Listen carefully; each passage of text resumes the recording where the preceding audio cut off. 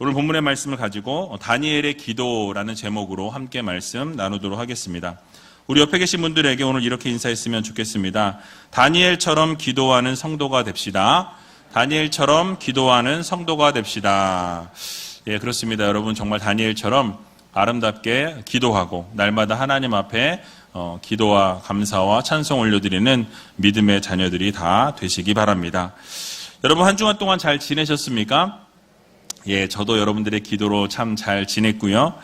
지난주에 재직 세미나가 있었습니다. 교회 재직들이 어떻게 섬겨야 하는지, 또 어떻게 재직의 사명을 감당해야 하는지에 대해서 말씀을 들었고요.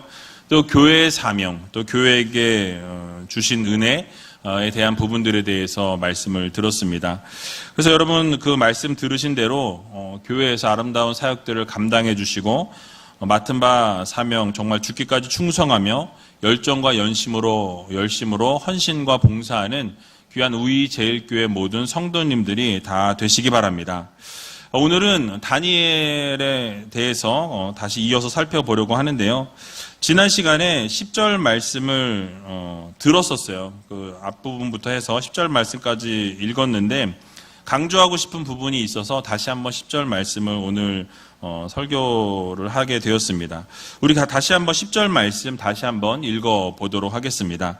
다니엘이 이 조서에 어인이 찍힌 것을 알고도 자기 집에 돌아가서는 그 방에 예루살렘으로 향하여 열린 창에서 전에 행하던 대로 하루 3번씩 무릎을 꿇고 기도하며 그 하나님께 감사하였더라. 아멘.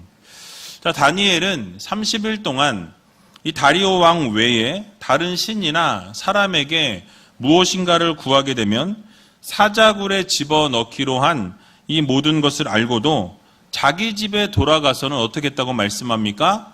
하나님 앞에 기도했다라고 말씀합니다. 그냥 기도했던 것이 아니라 열려진 창에서 예루살렘을 향하여 하나님 앞에 무릎을 꿇고 하나님 앞에 전에 행하던 대로 기도하였다라고 이렇게 설명하고 있습니다.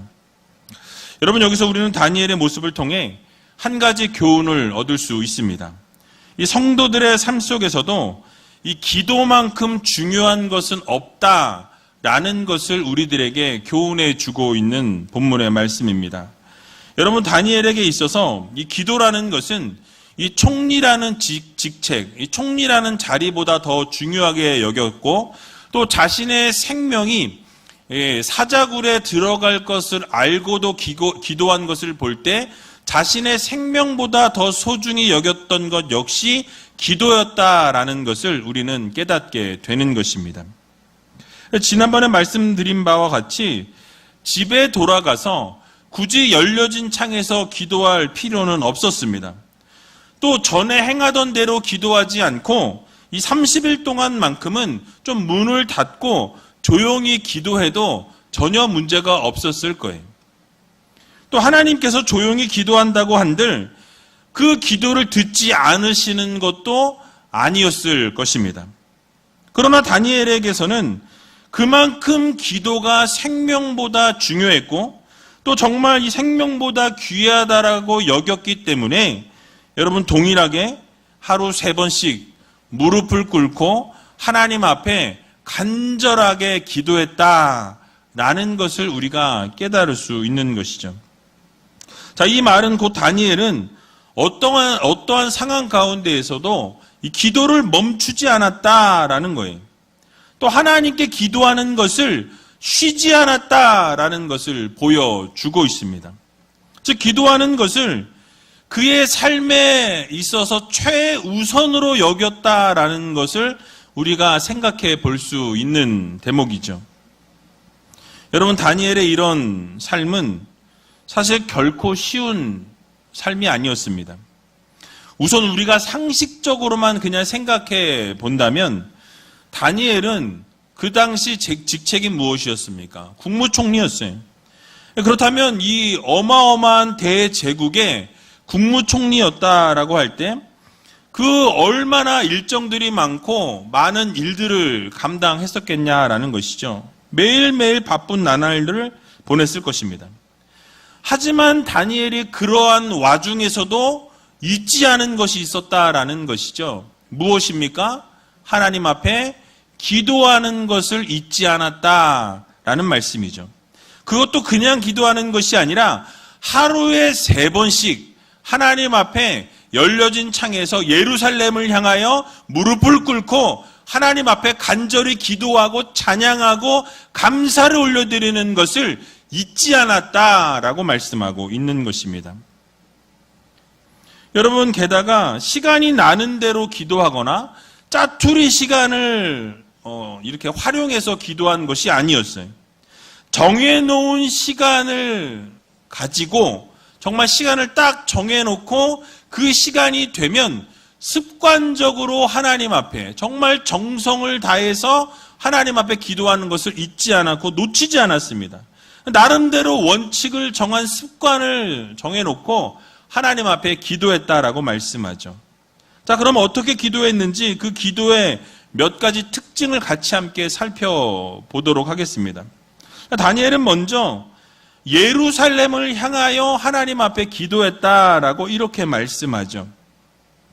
자, 이렇게 다니엘이 예루살렘을 향하여 기도했던 이유는 이 과거 솔로몬이 솔로몬 성전을 봉헌할 때 하나님 앞에 기도했던 것을 아마 떠올려서 동일하게 기도했을 것으로 추측해 볼 수 있습니다. 열왕기상 8장 46절에서 53절 말씀에 나와 있는데요. 여러분 집에 가셔서 한번 이 본문 말씀을 보시기 바랍니다. 솔로몬이 이 훗날에 이스라엘 자손들이 범죄함으로 인해서 이방 땅으로 혹시라도 잡혀가게 된다면 가정이에요. 그런 일이 있을지 모르나 만약에 하나님 그런 일이 생기게 된다면 그 흩어진 자리에서 하나님 앞에 기도하고 하나님 앞에 그렇게 간절하게 외칠 때에 하나님께서 그 기도를 외면치 마시고 기도를 들어달라고, 특별히 그 기도할 때 성전이 있는 예루살렘을 향해서 그 이방 땅에서 하나님 앞에 간절히 기도하는 그 모습을 하나님이 보시고 그 백성들을, 흩어져 있는 백성들 긍휼히 여겨주시고 불쌍히 여겨주시고 그 기도를 반드시 들어 응답해 달라는 기도의 내용이 있다라는 사실이. 그래서 이 기도의 내용을, 솔로몬의 기도를 다니엘이 알고 있었습니다. 그래서 그 다니엘도 솔로몬이 기도했던 것처럼 그렇게 예루살렘을 향해서 하나님 앞에 기도했다라는 것이죠. 자, 물론 다니엘은 다른 포로들에 비하면 매우 높은 위치에 있었습니다. 큰 걱정 없이 살 수 있는 위치와 자리에 있었던 것이죠. 그러나 그는 자기 민족이 고난을 당하고 있고 자기 민족이 지금 당장 어려움을 당하고 있었기 때문에 그냥 지켜보고만 있을 수는 없었다라는 사실이. 따라서 성전은 이미 파괴가 되었지만은 그 솔로몬이 하나님 앞에 올려드렸던 기도를 붙잡고 그 기도의 내용을 생각하면서 우리가 지금 이렇게 포로로 잡혀왔으나 예루살렘을 향하여 기도할 때 하나님이 들으실 것을 기대하면서 하나님 앞에 간절히 다니엘이 기도하였다라는 사실이. 여러분, 이처럼 이스라엘의 회복을 기원하며 예루살렘을 향해 기도했던 다니엘의 그 마음을 우리도 기억하면서 하나님께서 말씀하실 때 그렇게 하나님 앞에 간절히 기도하며 나아갈 수 있는 귀한 우이제일교회 모든 성도님들이 다 되시기 바랍니다. 자, 또 다니엘은 창문을 열어놓고 기도했다라고 이렇게 말씀하죠. 자, 이것은 어떻게 보면 참 무모한 행동이었다라고도 말씀드릴 수 있습니다. 왜냐하면 이미 조서에 어인이 찍혔고 이 다리오 왕 외에 어떠한 신이든 어떤 사람에게든지 기도하면 사자굴에 던져질 것이라는 이 내용이 이미 다 모든 이 만방에 퍼져 있었다라는 거죠. 자, 그럼에도 불구하고 왕이 아닌 누군가에게 기도한다라는 것은 대적자들로 하여금 무엇을 빌미를 주는 것입니까? 사자굴에 던져지게끔 그것을 자기 자신을 그냥 내어주는 것과 동일하다라는 것이죠. 사실 이 금령을 만든 것도 다니엘을 궁지에 몰아넣고 다니엘을 어려움에 빠뜨리기 위해서, 죽이기 위해서 계략을 세운 것이죠. 다니엘도 이미 그 사실을 알고 있었습니다. 그럼에도 불구하고 기도 생활을 다니엘은 중단하지 아니하고 오히려 창문을 활짝 열어놓고 하나님 앞에 간절히 기도했다라고 오늘 본문은 말씀하고 있는 것이죠. 여러분, 사실 기도를 중단하지 않더라도 창문은 닫고 얼마든지 기도할 수 있었습니다. 자, 그러나 다니엘은 마치 대적자들을 향하여서 도전하듯이 대적자들을 향해서 의도적으로 창문을 열고 기도하는 것처럼 보여지고 있다라는 것이죠. 자, 이것은 다니엘의 담대함과 이 원수의 위협 속에서도 조금도 위축되지 아니하고 하나님을 향한 그 마음을 완전히 펼쳐냈다라는 거예요. 아주 신앙의 용기를 보여주고 있는 것이죠. 어떠한 상황 가운데서도 내가 기도하는 것을 절대로 놓지 않겠다라는 결단의 메시지를 그 대적자들에게 보내고 있는 것입니다. 그렇습니다. 성도들은 어떠한 위협과 협박이 있을지라도 다니엘처럼 하나님께서 기뻐하지 않으시는 일에 뜻을 굽혀서는 안 된다라는 거예요. 끝까지 절개를 지키고 하나님이 기뻐하시는 삶을 살아낼 수 있는 우이제일교회 모든 성도님들이 다 되시기 바랍니다. 그래서 이 다니엘은요, 대적자들이 보고 있고 듣고 있는 것을 알면서도 굽히지 않았다라는 거예요. 강단 있게 오히려 창문을 더 활짝 열어놓고 기도했던 것처럼 여러분, 하나님을 섬기는 일에 있어서 위축되거나 두려움이 없이 언제나 당당하게 하나님 앞에 당당하게 나아가서 기도하고 하나님 앞에 부르짖고 외칠 수 있는 귀한 우이제일교회 모든 성도님들이 되시길 주님의 이름으로 간절히 축원합니다. 자, 또 다니엘은 하루에 3번씩 기도했다라고 말씀합니다. 학자들은 이 3번을 아침과 또 정오, 점심, 또 저녁 이렇게 3번으로 나누어서 기도했다라고 이렇게 보고 있습니다. 다니엘이 자신의 집에서 하루에 3번씩 기도하기 위해서는 이 아침에 출근 전에 기도를 하고 또 출근을 했다가 이 정오, 점심시간이 되어서 다시 와서 집에서 기도하고 다시 출근하여서 퇴근할 때 집에 와서 또 퇴근해서 하나님 앞에 시간을 정해놓고 기도했다라고 우리가 추측해 볼 수 있습니다. 그래서 여러분, 이 3번의 기도를 집에서 하기 위해서는 반드시 정오에는, 중간에는 다시 집에 돌아와서 기도해야 했다라는 것이죠. 그래서 이 왕실과 다니엘의 집의 거리가 얼마가 되는지는 알 수 없지만 여러분, 출근했다가 다시 그 중간에 돌아와서 집에서 하나님 앞에 기도했다라는 거예요. 여러분, 이것은 결코 쉬운 일이 아니었을 것입니다. 게다가 나라의 총리 역할을 감당하고 있었고 해야 할 일들이 너무나 많이 있었음에도 불구하고 자신이 기도하는 그 일을 멈추지 않았다라는 거예요. 하루 3번 기도하는 것을 놓치지 않았다라는 사실이. 여러분, 오늘을 살아가는 우리는 어떠합니까? 바쁘다는 핑계로 기도를 쉴 때가 많이 있어요. 직장 때문에, 사업 때문에, 또 육신의 피곤함과 세상적인 일들을 구실로 이 기도하는 삶과 멀어진 삶을 살아갈 때가 너무나 많이 있는 것을 우리는 보게 되죠. 자, 우리는 그러나 기억해야 할 것입니다. 다니엘과 같이 우리의 삶의 자리 가운데 맨 첫 번째 자리에 놓아야 될 것은 하나님 앞에 기도하는 것이. 여러분, 바쁘고 힘든 일이 있다면 오히려 하나님 앞에 간절히 기도함으로, 하나님 앞에 간구함으로 우리가 더 하나님 앞에 나가야 한다라는 말씀이. 하나님 앞에 그래서 능력을 구하고 하나님을 의지하고 더 하나님 앞에 간구하는 성도들이 되어야 할 것입니다. 종교개혁자 마틴 루터가 기도에 대해서 이렇게 강조하는 것을 보게 됩니다. 저도 이 글을 읽으면서 마음이 많이 찔렸는데요. 이렇게 말씀합니다. 만일 내가 새벽에 2시간 이상을 기도하지 않았다면 그날의 승리는 마귀에게 돌아갔을 것이다. 나에게는 너무나 할 일이 많았다. 그러나 날마다 3시간 이상 기도하는 것보다 더 중요한 일은 없었다.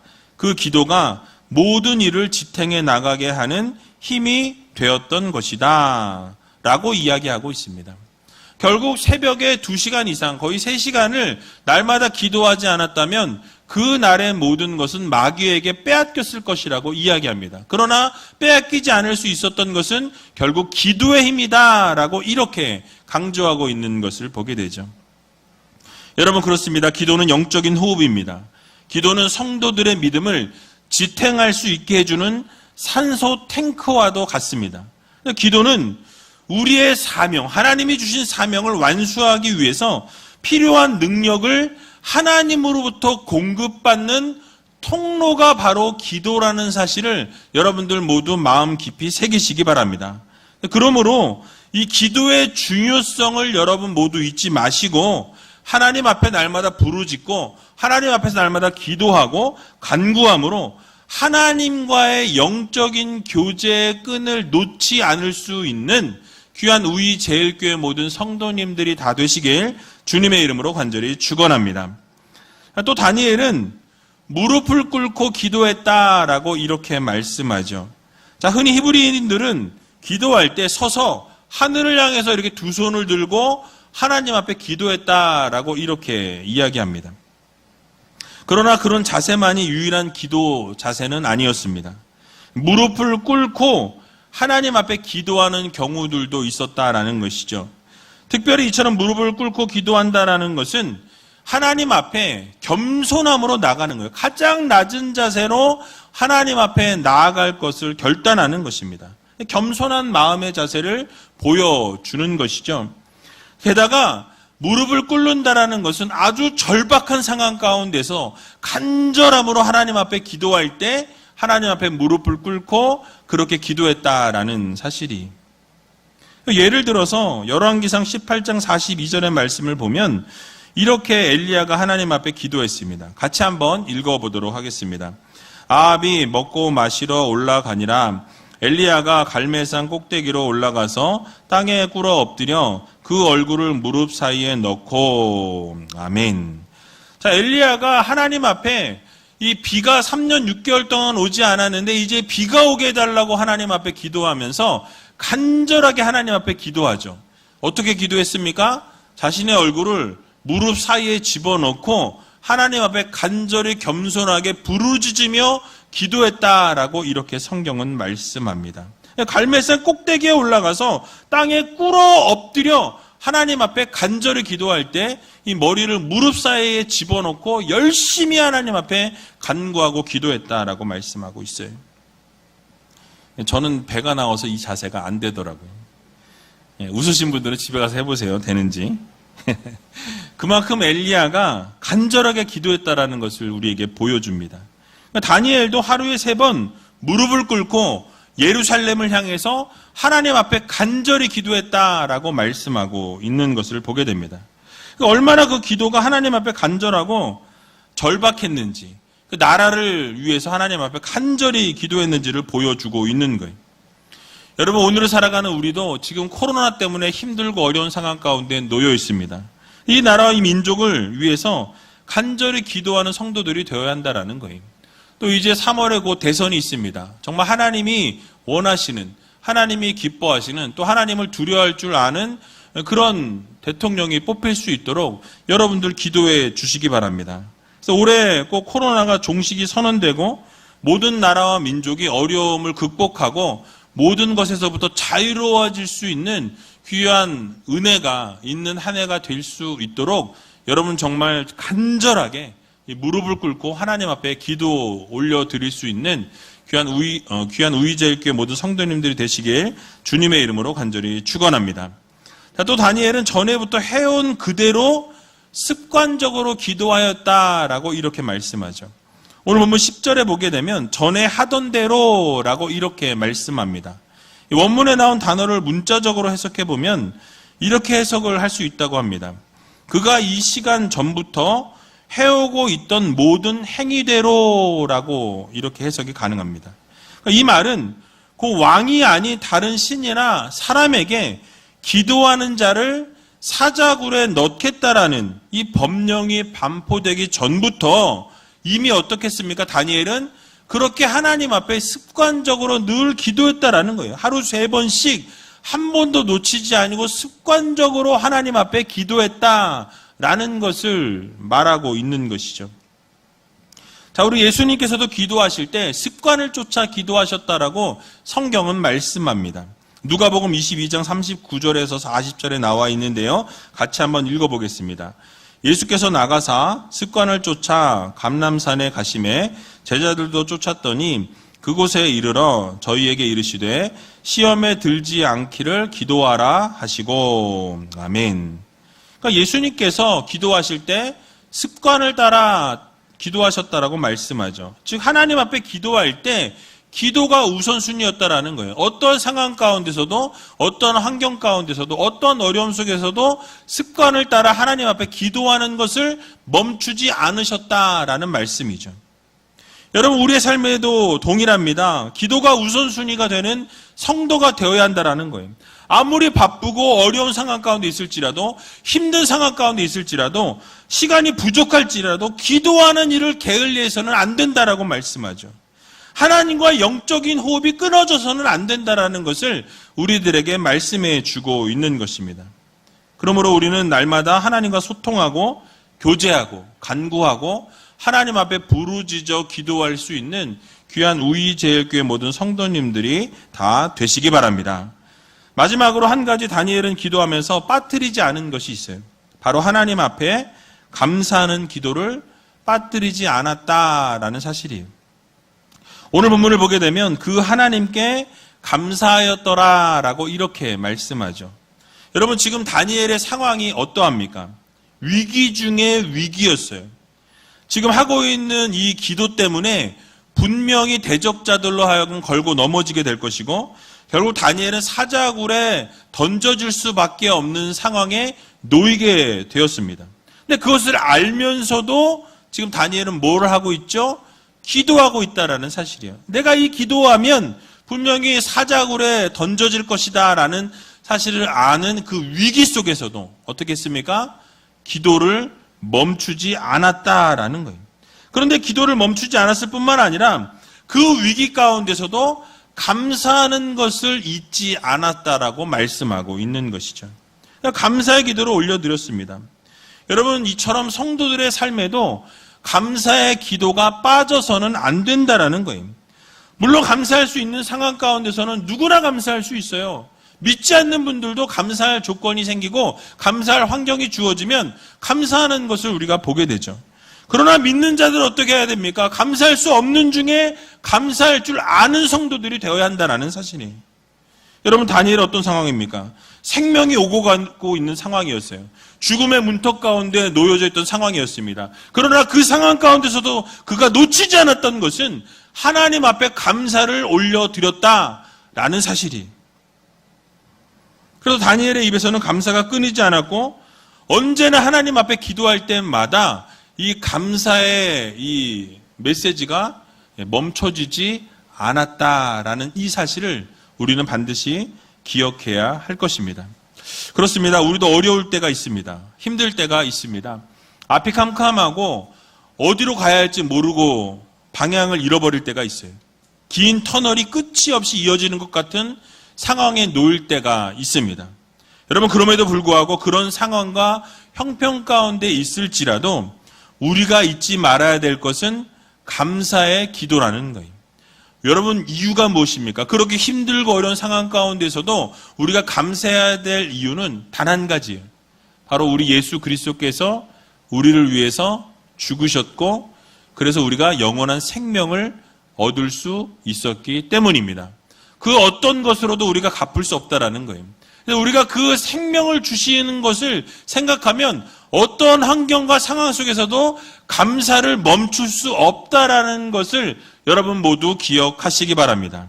그래서 우리가 당장 눈앞에 있는 것에 흔들리는 우리가 아니라 정말 영원한 하나님 나라를 꿈꾸고 하나님 나라를 소망하면서 그 하나님 나라를 바라보며 살아갈 수 있는 귀한 우이제일교회 모든 성도님들이 다 되시기 바랍니다.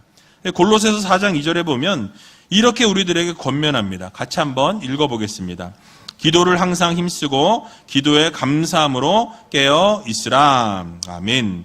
또 에베소서 5장 19절에서 20절에 보면 동일하게 이렇게 말씀합니다. 같이 읽어보겠습니다. 시와 찬미와 신령한 노래들로 서로 화답하며 너희의 마음으로 주께 노래하며 찬송하며 범사의 우리 주 예수 그리스도의 이름으로 항상 아버지 하나님께 감사하며. 아멘. 여러분, 무엇입니까? 바로 우리의 삶을 돌아볼 때 다니엘과 같은 위기가 아닐지라도 우리는 기도하지 못할 때가 많이 있다라는 거죠. 그러나 뭐라고 권면합니까? 날마다 깨어서 기도하며 감사함으로 하나님 앞에 올려드려라 라고 말씀하고 있어요. 항상 하나님 앞에 감사하라 라고 말씀합니다. 그래서 우리가 잊지 말아야 될 것은 날마다 하나님 앞에 기도하는 것과 또 기도할 때 어떠한 형편과 상황 속에서도 감사를 잊지 않는 믿음의 성도님들이 다 되시기 바랍니다.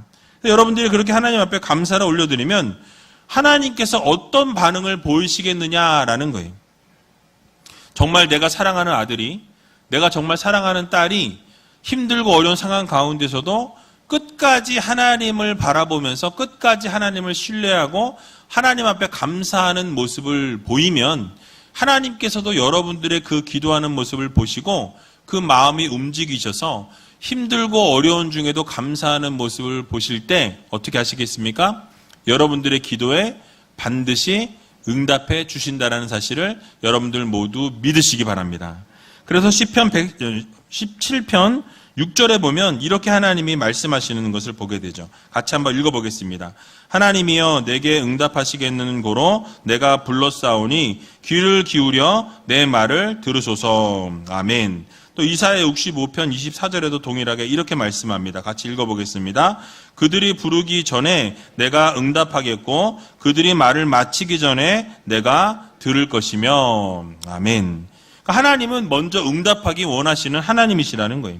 여러분, 하나님의 마음이 느껴지십니까? 하나님은 여러분이 기도할 때마다 듣기 원하세요. 또 기도할 때마다 하나님은 응답하기 원하시는 하나님이십니다. 여러분들의 말이 마치기도 전에 하나님은 응답하기 원하시는 하나님이시라는 이 사실을 여러분 모두 믿으시고 이번 한 주간 하나님 앞에 기도할 때 간절히 기도함으로 하나님께 모두 응답받으며 살아갈 수 있는 귀한 우이제일교회 모든 성도님들이 다 되시길 주님의 이름으로 간절히 축원드립니다.